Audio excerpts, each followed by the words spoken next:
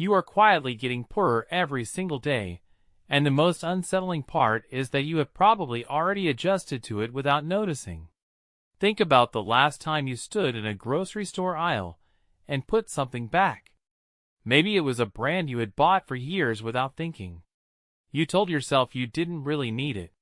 You grabbed the store brand instead, felt vaguely smart about being practical, and moved on. That small, forgettable moment? That is inflation. Not the number on the news. Not the Fed announcement. The invisible nudge. The quiet rearrangement of what you do, what you want, and what you think you're allowed to have, happening so slowly, so smoothly, that by the time you look up, your whole daily life looks different, and yet somehow feels completely normal. Welcome to Money, the channel where we take the financial forces quietly running your life and make them impossible to ignore. If you're new here genuinely, I'm glad you found this. Hit subscribe and tap that notification bell. We put out new videos every week, and this is the kind of content that I think actually changes the way you move through the world. Not in a scary way. In a clear-eyed, now I see what is actually happening kind of way. Alright, let's get into it. Today we are not talking about inflation the way economists talk about it, as a percentage point, a central bank policy problem, or a line on a chart. We are talking about something far more personal than that. We are talking about the invisible hand that has been quietly rearranging your habits, your pleasures, your expectations, and your decisions, often without you ever drawing a conscious connection between any of those changes and money. Because the most powerful thing about inflation is not the price tags you can see. It is the choices you make without ever labeling them as financial decisions. The coffee you stopped ordering. The trip you quietly stopped planning.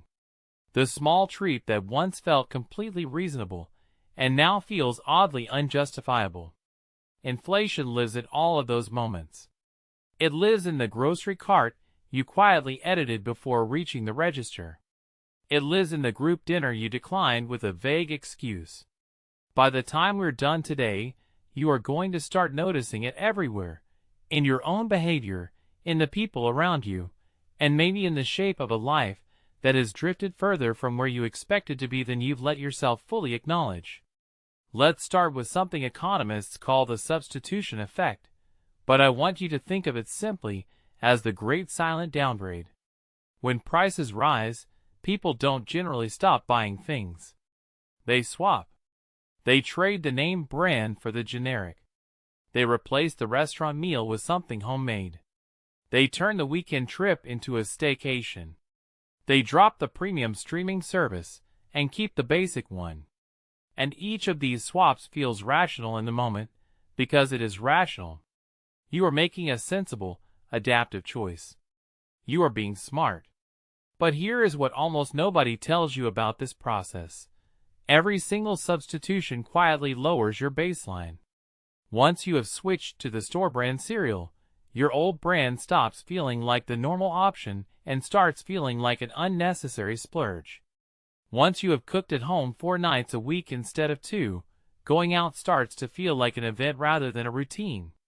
The downgrade becomes the new normal. And then, here is the really important part. The next round of inflation triggers another set of substitutions from that lower baseline. You are not just trading down once. You are on a slow escalator going in the wrong direction, and each step feels so small that you never quite register the cumulative distance traveled. Now let's talk about something that should genuinely stop you in your tracks: shrinkflation. If you're not familiar with the term, it describes the practice of keeping the price of a product exactly the same while quietly reducing the amount you actually get. Your bag of chips, your box of cereal, your roll of paper towels, your container of yogurt, same packaging, same shelf position, same price, meaningfully less product. In the United States, researchers have documented hundreds of common products that shrank by 10, 15, sometimes 20% over just a few years. A jar of peanut butter that once held 18 ounces quietly became 16. A box of tissues that once had 200 sheets now has 160. The price? Identical, or slightly higher. The reason companies do this instead of simply raising the price is one of the most revealing things about how our minds actually work. We are dramatically more sensitive to a number changing than to a quantity changing. We notice when the shelf tag moves from $4.99 to $5.49. We almost never notice that the bag got a centimeter shorter. Our brains anchor on price, not value. So shrinkflation slides right past our defenses. You are paying more per ounce, per sheet, per serving, but the number on the label is the same, and your brain files it under no change. You have been taxed, invisibly, through geometry.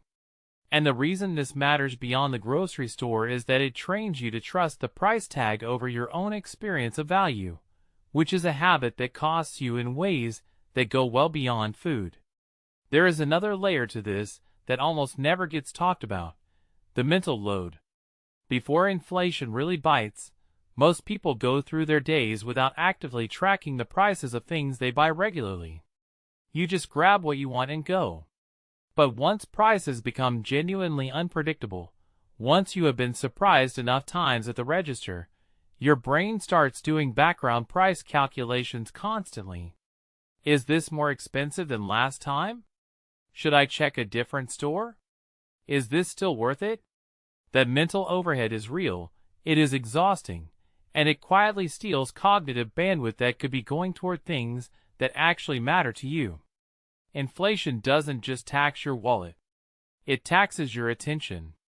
Let's talk about time. One of the most consistent findings in behavioral economics is that when money feels tight, or even when people sense it might get tight, they shorten their mental time horizon. They stop planning as far into the future. They pull back on investments in their future selves. The kitchen renovation gets postponed indefinitely. The gym membership goes on pause. The online course you are going to take next month gets moved to eventually.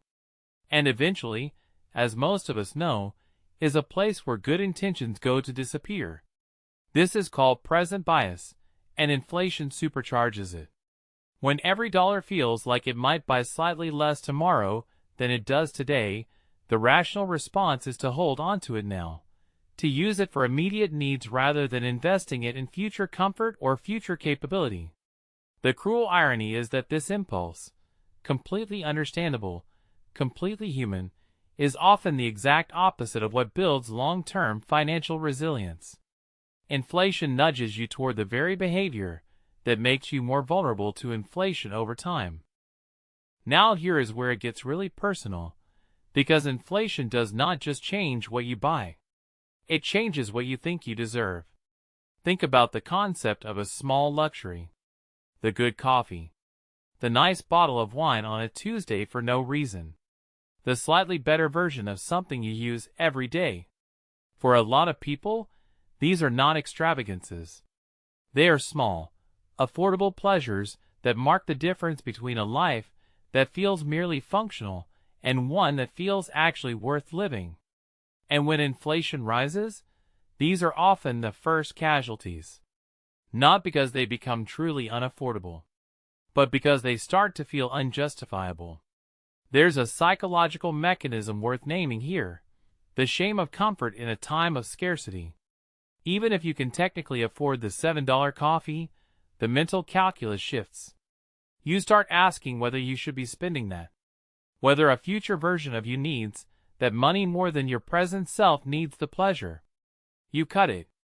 And in isolation, that might even be wise. But when you have been making that cut, and dozens of cuts just like it, for 2, 3, for years, something important has eroded. The texture of daily life.